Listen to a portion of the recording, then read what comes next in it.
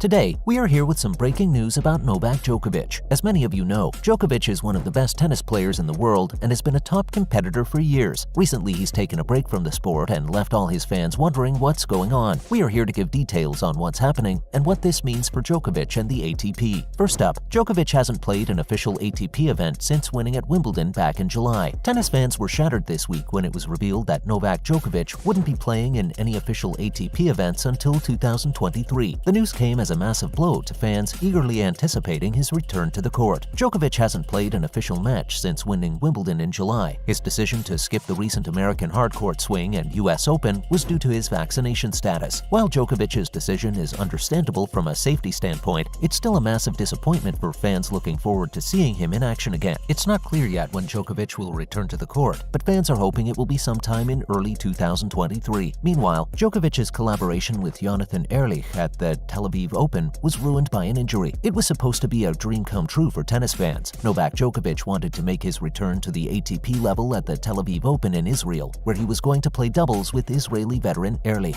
However, the plan was ruined on Wednesday when Ehrlich withdrew with a back injury in training. The 45-year-old said he was suffering from back spasms and was devastated not to be able to play in the final event of his career in front of his home fans. Djokovic sought a new partner to continue in the doubles. Still, he later withdrew to hand Bart Stevens and Sander Aarons a walkover.